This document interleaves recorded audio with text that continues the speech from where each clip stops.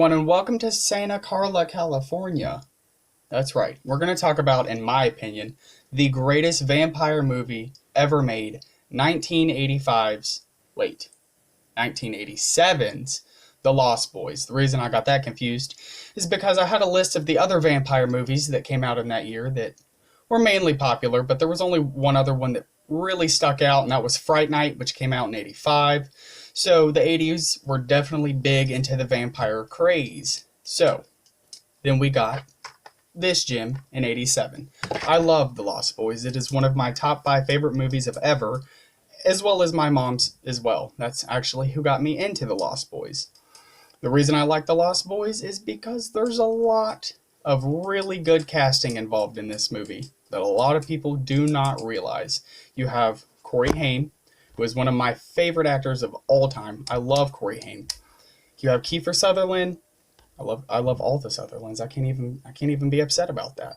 Anyway, before I start rambling away, why don't we just start with a very basic overview of what The Lost Boys is about. So, Sam and Michael, Corey Haim and Jason Patric, and their mom Lucy, aka Diane Weist, who you also may recognize. She's also the Avon lady / mom in Edward Scissorhands. So she's very familiar and she's awesome at playing moms. So I was super excited to see her in this movie when I first watched it, and I still get excited when I see her when I watch it. Anyway, so mom, 2 boys, they moved to Santa Carla, California, which is not real, by the way. So don't try to find it. It's not a real place. They made it up, but it's okay. So they go to Santa Carla, move in with the granddad, and then vampires start, everywhere. Because that's just kind of folklore, California, vampires. It was just a thing, so you just had to go with it. So, real quick though, you have your main cast. I already said we have Corey Haim, we have Jason Patric, then we also have Kiefer Sutherland and his little misfit of vampires, which actually, I always get this so confused. I know it's Alex Winters or something. He plays in Bill and Ted. He's actually one of the vampires as well. The group of vampires, you don't really get a lot from them. I mean, they're there as the support for Kiefer Sutherland, David. So, you just kind of have to let the background guys do their thing. But anyway, so they move, vampires. Michael actually gets turned into a vampire, the older brother. And then that starts a whole thing because he was turned into a vampire because David made him drink blood and yada yada. If you haven't seen this movie, I'm kind of spoiling it for you, but if you haven't seen it, you've had since 87 and you haven't watched it yet. So either way, you can go check it out afterwards. So, turns into a vampire.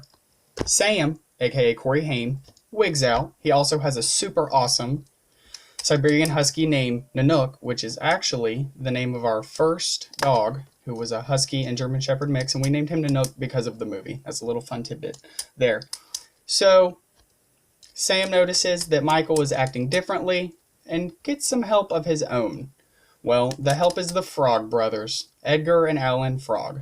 Well, one of these Frog brothers is none other than Corey Feldman, which this is actually the first movie that the 2 Coreys were in together, and they would later be inseparable until the death of Corey Haim, rest in peace. So this was a really, really monumental movie for that as well, because the 2 Coreys they're great. I love them both. So you have the Frog brothers, who are vampire hunters, who own a comic book store. This is so 80s cheesiness. You gotta love it. And so they're gonna hunt down the vampires. Simple enough. But the reason I like The Lost Boys so much is because they exploit a lot of factors that you would associate with vampires. They talk about the whole garlic thing, stakes in the heart. All those things are definitely heavily talked about in this movie, but that doesn't necessarily mean they're used the same way that we've seen them previously. So they did do the whole garlic thing. There's a scene where the mom and a secret boyfriend, we'll get to him in a little bit, are having dinner. And Sam is curious if he's a vampire, so he puts garlic all in the spaghetti. I do that now. I'm just kidding, I don't really. But anyway, he puts all the garlic in the spaghetti, nothing happens. The dude's like, what are you doing? Vampires eat garlic, and da-da-da-da-da. Well, come to find out, that was the lead vampire. and they're immune to those things. I don't know exactly how vampires live because I'm not a vampire. But some little things about this movie that are really, really cool that a lot of movies before hadn't really touched on. You definitely got to see a slow progression as far as like when he is transforming into a vampire. I'm speaking about Michael. It's a very slow process, but it's the way that they make it. They definitely focus on the eyes again, which eyes are a very big thing with anything when you're dealing with zombies, werewolves, or vampires. You have to have some sort of effect with the eyes, or it's just going to kind of flop. They did super, super good with this movie. They, contacts and bright colors, so it definitely made them look menacing. And the full out vampires had prosthetics to, arch their eyebrows more, and it made them look extremely menacing. And I would not want to mess with them either. Another part of this movie that is, it's kind of cliche and it's cool. I like the concept, but looking back, it's kind of like, okay, this isn't, really. So these 5 or 6 vampires live in this abandoned cave thing that somehow was got like furniture and posters and all this stuff all over the wall. Okay, if you're going to have a secret layer, that is so cool, but it's not going to be that nice. Come on now. But I can't be too upset because there is a Jim Morrison poster on the wall in their lair, and I want it really, really bad.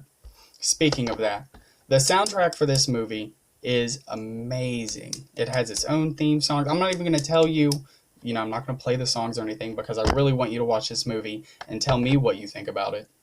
But the score is really, really good. They have their own theme song, Cry Little Sister, which is really good. If you don't even want to watch the movie and you're at work and you just want to listen to the song, I would definitely YouTube the soundtrack for this movie and just play a couple. They have People Are Strange by The Doors, but it's redone. I really, really like it. Again, because it's the 80s, and anything that comes out of the 80s, more than likely I'm going to enjoy way more than I should. But the reason this movie is so influential was because this vampire movie has stood the test of time for decades now. Not trying to be mean, but we didn't want sparkly vampires. These are the vampires that we wanted. No, I'm just picking. The thing is same thing with zombies, slashers, werewolves, insert any type of horror here. It's going to get dulled after a while. We saw it happen with zombies after, you had the Walking Dead craze and it was just zombie movie, zombie movie, zombie movie, zombie movie. Well, we had fair share of vampire movies too. There was 4 or 5, maybe even 6 just within the 80s, and that's not including the 90s as well. But another fun fact, my favorite werewolf movie also has Corey Haim in it, and that's Silver Bullet, but we'll cover that a whole different day. But there is a fun fact about the Lost Boys that I think everybody should know because fun facts are, fun.